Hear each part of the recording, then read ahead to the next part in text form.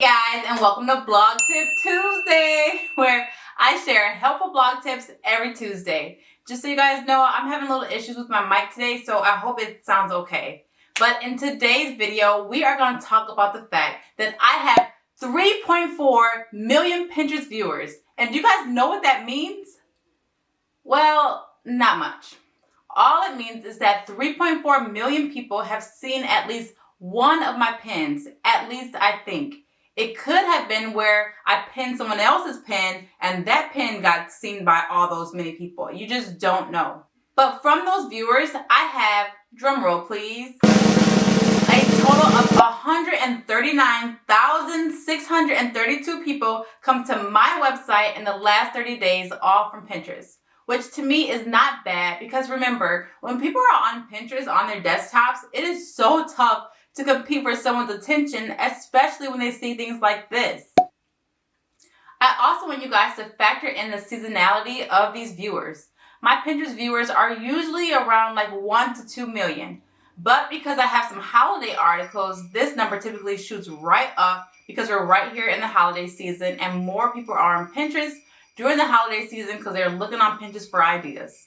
Now, I wanted to do this video because I don't want you guys getting caught up with this number because at the end of the day, if you're not making money from these viewers or getting traffic to your website, what good are they? They call this number a vanity number because it does look good and it does make you feel really good. Like to say I have 3.4 million Pinterest viewers sounds really good. You guys have to remember, it's all about getting the click. You want them to click on your pin so that they come to your website so you can potentially earn some money. Now, I want to share with you guys another trick that I use to get people to click on my pins that I haven't really shared before. As many of you know, I'm a big fan of Carly Campbell and her ebook, Pinteresting Strategies. Now, I follow most of her Pinterest advice, and it's a big part of why I do so well on Pinterest. Now, not too long ago, she came out with her Pinterest title hacks piece, and it has been another game changer. So you have to know how to write your titles on your pin in a way that will make someone want to click. The way I do it now is by using certain buzzwords to really just tap into the emotions of people that will make them want to click. I was asked by Big House in the Woods if I could do a video on how to create clickable titles for SEO. And lately, honestly, I've been using Carly's title hacks to write my articles for Google as well, while still incorporating my targeted keyword.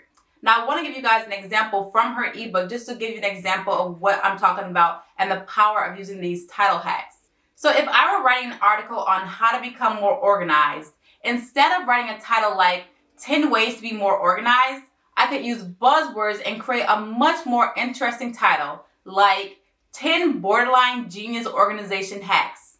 Now, do you see the difference? Which one would you want to click on? That's the genius behind these title hacks that Carly created. Now, this is just one example from her mini ebook that just helps you write a more compelling title. Now, I reference this all the time when I write my articles now, and it's just a great piece to have along with you when you are writing your articles. And it's only $17. That's why I love Carly, because she always just gives out some great stuff at a very affordable price. I try not to get you guys to spend money on anything, but honestly, this piece right here is worth it. And I'm going to put the link to this in the description below so you guys can check it out if you're interested. So while my Pinterest monthly viewers, the amount that I have makes me feel really good, that is all it does. It just makes me feel good. It makes me look good. It's not actually getting that much traffic to my website. So I really want you guys to focus on creating good clickable pins and writing your pin titles that will actually make someone want to click on it. To see how much traffic you're really getting from Pinterest, always use Google Analytics. Pinterest Analytics are so unreliable and I rarely use them. So to see how much traffic you're getting from Pinterest, you want to go to Google Analytics, scroll down to Acquisition, go to Social, Network Referrals. And if you go down here, you'll see Pinterest, my biggest driver right here. So this is for all my social networks. You can see I'm definitely getting tons of traffic from Pinterest right here. And this is where I got my number from right here. 139,632 page views in the last 30 days, all from Pinterest.